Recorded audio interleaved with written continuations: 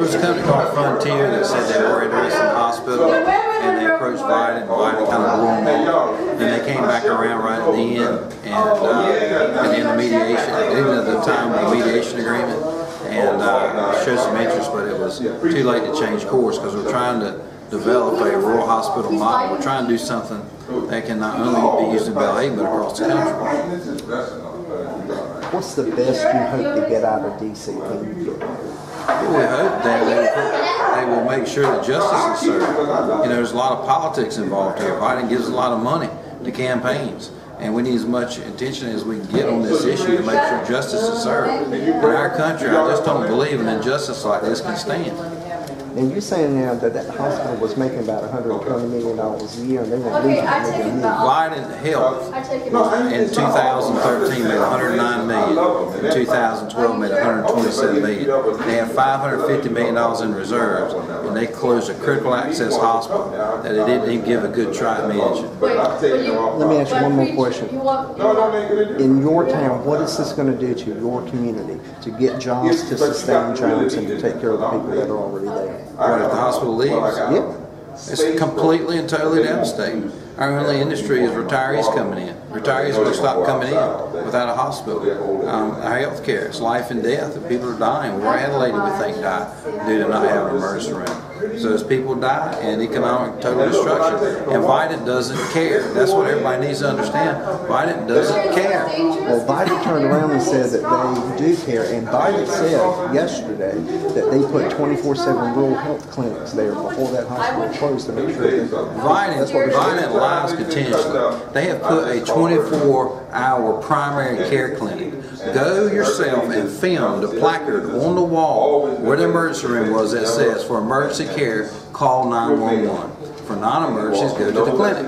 Well, emergencies, that's why we need an emergency room. If you've got a baby in your arms that's not breathing and you're standing in front of an emergency room in Belhaven, call an ambulance to come get you and take you 30 miles. Where it used to be you got help right away. You're having a heart attack, go to the emergency room in Belhaven, there's nothing there anymore. You got to go to Washington. That's a fact. If they care and they have $550 million in the bank, do you think they'd be closing the critical access hospital?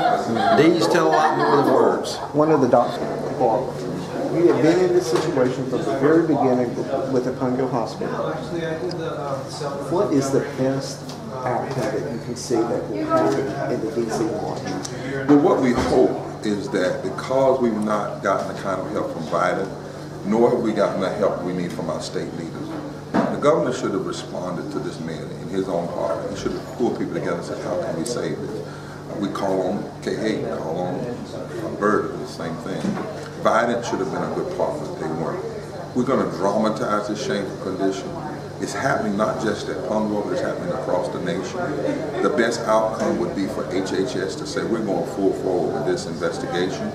We hope the president will step in and use the bullet pulpit, not just for Pungo, but for rural hospitals.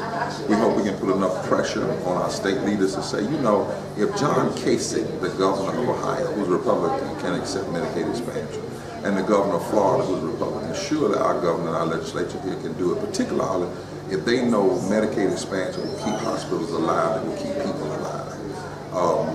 We believe this is going to be successful. It's not going to be easy. It's a hard fight, but it's time out for poor communities. Over 30% of people in Belhaven are poor. 30%. Closing this hospital negatively impacts the poor, negatively impacts African American, negatively impacts women. We've already seen one person die, others will come. It was federal legislation that started this hospital 60 years ago to heal Burton. Republicans and Democrats came together. We have to believe that that same kind of coming together can happen again. We don't need extremism. We don't need Tea Party extremism. What we need is practical, common sense, elected leaders and business leaders coming together to do what is right for people. Do you think Biden had a responsibility to look for an owner before they closed it down? Well, actually, according to the contract, they had a responsibility not to close it down. See, this is what we're trying to get people to see. In their contract, they explicitly stated that they would sustain and enhance. And then they tried to sell the people of Belhaven, the mayor, a bill of goods by making a decision to close it without talking to them first. And number two, trying to suggest to them that emergent care, whatever that is the same thing as emergency care, when we know that emergency care is covered by federal law. Emergency care is on a subjective, self-claimed basis. So they really have a contractual obligation to have never closed it in the first place.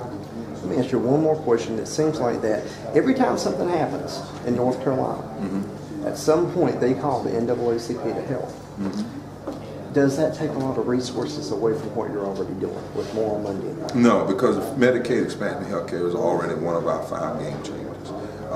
Thank God we have a lot of people, volunteers. I'm a volunteer.